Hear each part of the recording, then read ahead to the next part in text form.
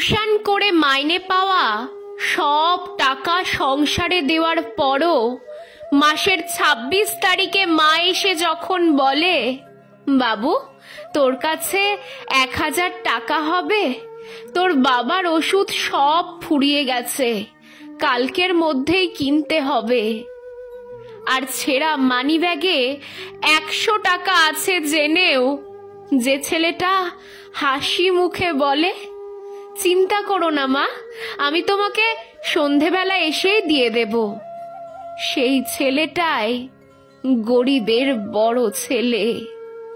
দোকানে দামি দামি ক্যাডবেরি আর ডেয়ারি মিল্কের দিকে চেয়ে চেয়ে যে ছেলেটা ৫০ পয়সা দামের সস্তা চকলেট এনে ভাইপো ভাইজিদের হাতে দিয়ে তাদেরকে আদর করে কোলে তুলে নেয়, সেই ছেলেটাই গরিবের বড় ছেলে।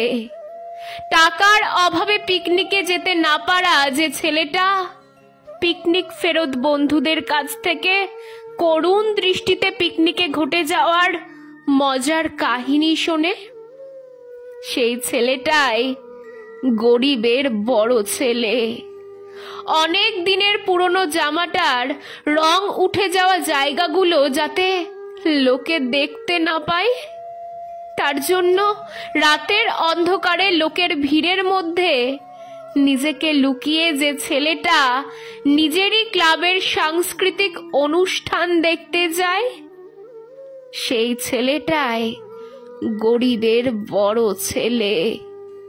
পরার মতো ভালো জুতো নেই বলে যে ছেলেটা ইচ্ছে করে কলেজ ফাংশনে অনুপস্থিত থাকে আর পরের দিন বান্ধবীর কাছে মাথা নিচু করে হজম করে, তুই একটা কাপুরুষ, স্বার্থপর, কাল এলি না কেন, সেই ছেলেটাই গরিবের বড় ছেলে।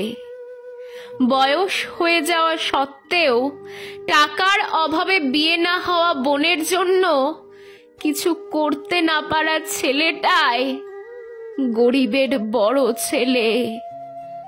ধারের টাকা সময় মতো না দিতে পারার জন্য নিজের বাবা মাকে প্রতিবেশীর কাছে গাল শুনতে দেখা ছেলেটাই গরিবের বড় ছেলে।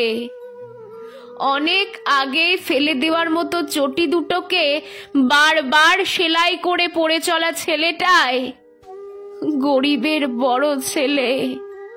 শুধুমাত্র গরিব বলেই নিজের অপছন্দের মেয়েকে বিয়ে করে সারা জীবন হাসি মুখে সংসার করে যাওয়া ছেলেটাই গরিবের বড় ছেলে।